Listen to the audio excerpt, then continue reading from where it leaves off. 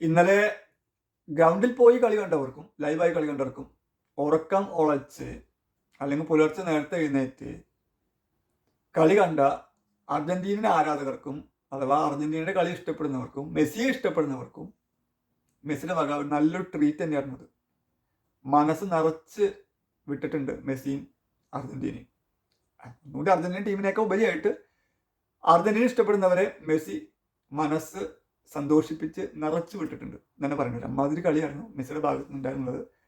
അങ്ങനെ അർജന്റീന 2026 ലോകകപ്പ് പര്യടനം വിജയകരമായി ആരംഭിച്ചു. 3-0 അൾജീരിയയെ കംഫർട്ടബിൾ ആയിട്ടങ്ങ് തീർത്തു അർജന്റീന. 3 ഗോൾ നേടിയത് അർജന്റീനയുടെ സ്റ്റാർ പ്ലെയർ ലയണൽ മെസ്സി. 3 ഗോളും ഫീൽഡ് ഗോളാണ്, പെനാൽറ്റി ഗോളൊന്നുമില്ല. ലോകകപ്പ് കിരീടം കാക്കാൻ ഉറച്ചിട്ട് തന്നെയാണ് തങ്ങൾ ഇപ്രാവശ്യം വന്നിട്ടുള്ളത് എന്നുള്ളൊരു വ്യക്തമായ സ്റ്റേറ്റ്മെന്റ് ആണ് അർജന്റീനയും ലയണൽ മെസ്സിയും ഈ മത്സരത്തിലൂടെ ബാക്കിയുള്ള എതിർ ടീമുകൾക്ക് നൽകുന്നത്. തങ്ങളാണ് ലോക ചാമ്പ്യന്മാർ, തങ്ങൾക്കറിയാം എങ്ങനെ ആ കിരീടം കാത്തു സൂക്ഷിക്കണമെന്ന് അറിയാമെന്നുള്ളൊരു വ്യക്തമായ സ്റ്റേറ്റ്മെന്റ് ആണ് അവർ തന്നിട്ടുള്ളത്. സ്റ്റാർട്ടിലേക്ക് വരികയാണെങ്കിൽ ബോൾ പൊസിഷനൊക്കെ കുറച്ച് കൂടുതൽ അൾജീരിയക്കായിരുന്നു, അർജന്റീന കുറച്ച് കുറവാണ്. പക്ഷെ ആ ബോൾ പൊസിഷൻ മാത്രമേ അൾജീരിയക്ക് ഉണ്ടായിരുന്നുള്ളൂ കൂടുതൽ. ആ ബോൾ പൊസിഷൻ്റെ ഒരു അഡ്വാൻറ്റേജ് ഗോളാക്കി മാറ്റാൻ അവർക്ക് കഴിഞ്ഞില്ല. അർജന്റീന അധികം 3 ഗോൾ അടിച്ച് കംഫർട്ടബിളായിട്ട് ജയിക്കുകയും ചെയ്തു. ഇതോടുകൂടി ഈ 3 ഗോളോടുകൂടി ഹാട്രിക്കോടുകൂടി ഈ ലോകകപ്പ് ചരിത്രത്തിലെ ഏറ്റവും കൂടുതൽ ഗോളടിച്ച വ്യക്തിയായി ഈ ലയണൽ മെസ്സി മാറുകയും ചെയ്തു.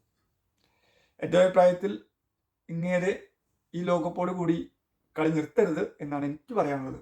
കാരണം എന്താ പെർഫോമൻസ്, ഒന്നും പറയാനില്ല. പ്രായത്തെ തളർത്താത്ത പോരാളി എന്നൊക്കെ നമ്മൾ വിളിക്കുന്നുണ്ട് വെച്ചെങ്കിൽ ഇദ്ദേഹത്തെ അതിലും കൂടി ഉൾപ്പെടുത്താം. കാരണം എനിക്ക് തോന്നുന്നു അൾജീരിയയുടെ പ്ലേയേഴ്സൊക്കെ കമ്പാരിറ്റീവ്ലി കുറച്ച് പ്ലേയേഴ്സൊക്കെ എന്തായാലും മെസ്സിയുടെ അത്രയ്ക്ക് ചിലപ്പോൾ പ്രായം പലർക്കും ഉണ്ടാവില്ല. അവരെയൊക്കെ മറികടന്നിട്ടാണ് Messi individual performance, individual brilliance ഒക്കെ നടത്തിയിട്ട് ഈ 3 ഗോളൊക്കെ അടിക്കുന്നത്. അതിന് മെസ്സിക്ക് ക്രെഡിറ്റ് കൊടുത്തേ പറ്റൂ. ഞാനൊരു ബ്രസീലിനെ ഇഷ്ടപ്പെടുന്ന കളിക്കാരനാണ്. ബ്രസീലിൻ്റെ അർജന്റീന റൈവലറി ഒക്കെ നമുക്കറിയാവുന്നതാണ്. പക്ഷേ മെസ്സി എന്ന കളിക്കാരൻ്റെ മെസ്സി എന്ന കളിക്കാരനെ കുറിച്ചിട്ടും ഇന്നലത്തെ കളിയും കുറിച്ചിട്ടും അത് മെസ്സിക്ക് ക്രെഡിറ്റ് കൊടുത്തേ പറ്റൂ. അപ്പോൾ എന്തായാലും വിജയകരമായി അവരുടെ പര്യടനം തുടങ്ങിയിട്ടുണ്ട്. അൾജീരിയയെ തോൽപ്പിച്ചു. ഇനിയുള്ള മത്സരങ്ങൾ എന്തായാലും അവർക്ക് സിമ്പിളാണ്. ഒരു കളിയും ജയിച്ചു കഴിഞ്ഞാൽ അവരെന്തായാലും അടുത്ത നെക്സ്റ്റ് റൗണ്ടിലേക്ക് അവർ കയറും. കംഫർട്ടബിൾ ആയിട്ട് തന്നെ അവരെ കയറും. അപ്പം ഇനി അർജന്റീനയെ ആര് കൂട്ടും എന്നുള്ളൊരു ക്വസ്റ്റ്യൻ ഉണ്ട്. വരും മത്സരങ്ങളിൽ ആർക്കൊക്കെ അതിന് സാധിക്കും എന്നുള്ളതൊക്കെ നമുക്ക് കാണാം. എംബാപ്പെ അർജന്റീന മത്സരത്തിൻ്റെ മുമ്പത്തെ കളിയിൽ എംബാപ്പെ സെനഗലിനെതിരെ 2 ഗോൾ അടിച്ചു. എംബാപ്പയുടെ ഫ്രാൻസിന്റെ മത്സരം കഴിഞ്ഞ് ഉണ്ടായിരുന്നത് നോർവേയും ഇറാഖും ആയിരുന്നു. അതിൽ നോർവേ 4-1 ജയിച്ചു. അതിൽ ഏർലിംഗ് ഹാലൻഡ് 2 ഗോൾ അടിച്ചു. അപ്പോൾ എംബാപ്പെ 2 ഗോൾ അടിച്ചു, ഹാലൻഡ് 2 ഗോൾ അടിച്ചു, മെസ്സി ഹാട്രിക് അടിച്ചു. ഇനിയുള്ളത് ക്രിസ്ത്യാനോ റൊണാൾഡോ ആണ്. ക്രിസ്ത്യാനോ റൊണാൾഡോ കോങ്കോ ആയിട്ട് എന്ന് പറഞ്ഞാൽ പോർച്ചുഗൽ വേഴ്സസ് കോങ്കോ മത്സരമുണ്ട്. ക്രിസ്ത്യാനോ റൊണാൾഡോ എങ്ങനെ ആ മത്സരത്തോട് പ്രതികരിക്കും എന്നുള്ളതാണ് ഇനി നമുക്ക് കാണാനുള്ളത്. അതാണ് കായിക പ്രേമികൾ ആവേശത്തോടു കൂടി കാത്തിരിക്കുന്നത്.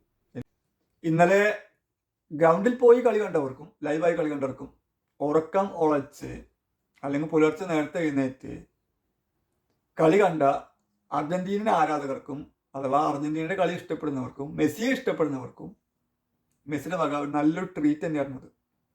മനസ്സ് നിറച്ച് വിട്ടിട്ടുണ്ട് മെസ്സിയും അർജന്റീനയും.